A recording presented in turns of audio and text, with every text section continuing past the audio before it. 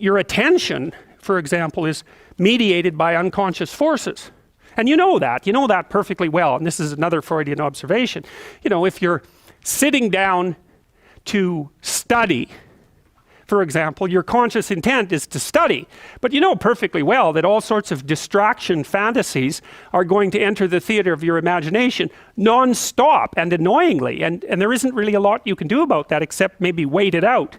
You know, so you'll be sitting there reading and your attention will flicker away. You'll think about, I don't know, maybe you want to watch Jane the Virgin on Netflix or something like that, or maybe it's time to have a peanut butter sandwich, or you should get the dust bunnies out from underneath the bed, or it's time to go outside and have a cigarette, or maybe it's time for a cup of coffee, or it's like all these subsystems in you that would like something aren't very happy just to sit there while you read this thing that you're actually bored by, and so they pop up and try to take control of your perceptions and your actions non-stop. Maybe you think, well, this is a stupid course anyways, why do I have to read this damn paper, and what am I doing in university, and what's the point of life? It's like you can really get going if you're trying to avoid doing your homework, and then you might think, well, what is it in you that's trying to avoid? Because after all, you took the damn course and you told yourself to sit down.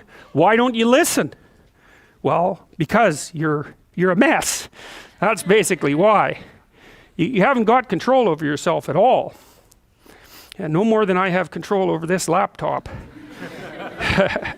Okay, so there's the memory function of the unconscious, and there's the dissolutive function. That's an interesting one.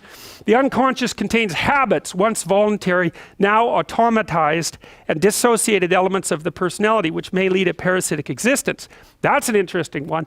I would relate that more to procedural memory. You know, so what you've done is practice certain habits, whatever they might be, let's call them bad habits, and you like those things to get under control, but you can't. So maybe when you're speaking, for example, you use like and you know, and you say a lot. And you've practiced that, so you're really good at it, and you'd like to stop it, but you don't get to, because you've built that little machine right into your being, right? It's neurologically wired, and it's not under conscious control, and anything you practice becomes that.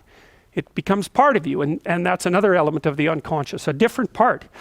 And then there's a creative part, which is that, well, you know, you're sitting around and maybe you're trying to write something, or maybe you want to produce a piece of art or a piece of music, or maybe you're just laying in bed dreaming and you have all these weird ideas, and especially in dreams, it's like, where do those things come from?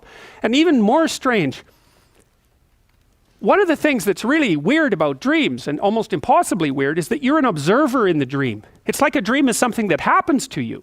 Well, you're dreaming it, theoretically, so how is it that you can be an observer? It's almost like you're watching a video game or a movie, but you're producing it, at least in principle, although the psychoanalysts would say, well, no, not exactly. Your ego isn't producing it, your unconscious is producing it. It's a different thing. It's a different thing, and of course Jung would say, well, it's deeper than that. The collective unconscious might be producing it. It's in some sense, it isn't you exactly, or it isn't the you that you think of when you think of you. And that's the ego from the Freudian perspective, the you that you identify with, that's the ego. And outside of that is the unconscious, the id. That's more the place of impulses, and you could think about those as the biological subsystems that can derail your thinking, right? And that govern things like hunger and sex and aggression and your basic instincts is another way of putting it. And it's a reasonable way of thinking about it, because these are subsystems that you share with animals. You share them certainly with mammals, you share most of them with reptiles, you share a lot of them with amphibians, and even going all the way down to crustaceans, there's commonality, for example, in the dominance hierarchy circuits. And so these are very, very old things, and the idea that you're in control of them is, well, you're not exactly in control of them. And I would say the less integrated you are, the less you're in control of them, and the more they're in control of you. And that can get really out of hand, you know. You can be, like with people who have obsessive compulsive disorder, for example, which seems to be, I would say, the dissolutive elements in some sense of the unconscious, the way that it's portrayed here.